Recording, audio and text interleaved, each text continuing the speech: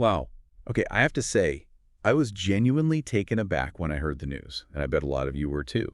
After, what, nearly 3 decades, a huge classic is back, Happy Gilmore 2. It just dropped on Netflix, and the buzz is, well, it's absolutely incredible. We've been looking through excerpts from Happy Gilmore's triumphant return, a star-studded sequel, to really get a handle on this whole thing. Okay, let's unpack this then.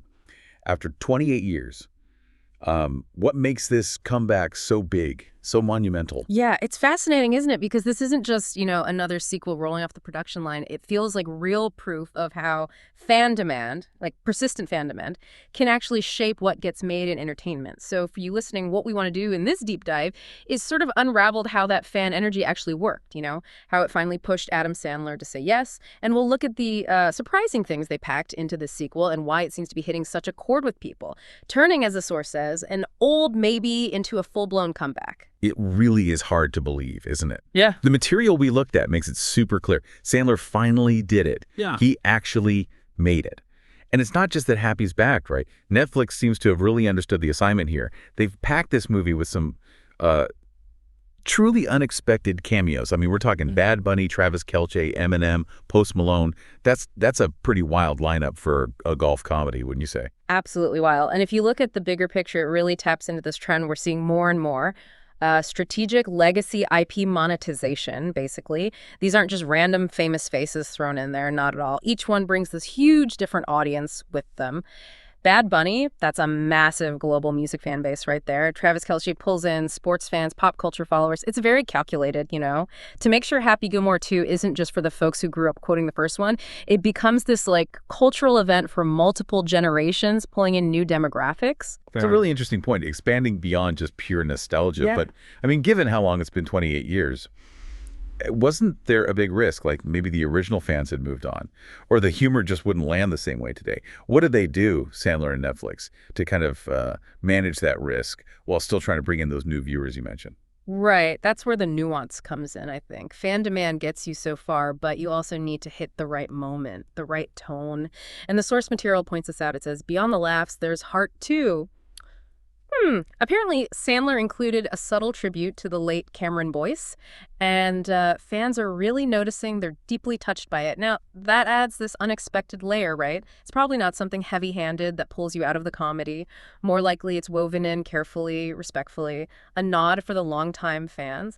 So it's that balance, delivering the comedy people expect, but also adding that bit of genuine, subtle emotion. That's what stops it from being just a rehash. It keeps the original fans invested emotionally, but doesn't rely only on, say, jokes that might feel dated now. Okay, so it really sounds like the sheer persistence of the fans was the key driver, coupled with these smart sort of strategic decisions for the sequel itself.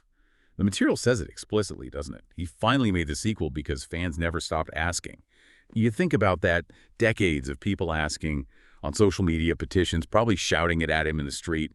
That creates this, undeniable market signal, impossible to ignore. Yeah. So yeah, it feels like more than just another movie. It's a direct response, really. Yeah. A response to a community that kept that flame burning. Precisely. Yeah, and it shows this really powerful dynamic, the direct influence fans can have, the fact that it's already, like you said, trending everywhere and people are calling it a must-watch, especially original fans. That just proves how strong the legacy of the first film is. And it shows this return has actually worked. It's landed. It's not just a sequel. It feels like a genuine continuation of something people really care about, something passed down. This whole thing really highlights that long tail IP value idea. Studios, especially streaming platforms, hungry for guaranteed eyeballs, they're looking at these older franchises with passionate built-in fan bases. They see them as maybe lower risk, but potentially high reward. So when we boil it all down, what does this all mean? What this deep dive really shows is that Happy Gilmore 2 isn't just, riding a nostalgia wave. It's kind of a masterclass in how incredible fan power can actually bring back an icon. Even after almost 3 decades, we've seen how Sandler's decision was really pushed by that constant demand.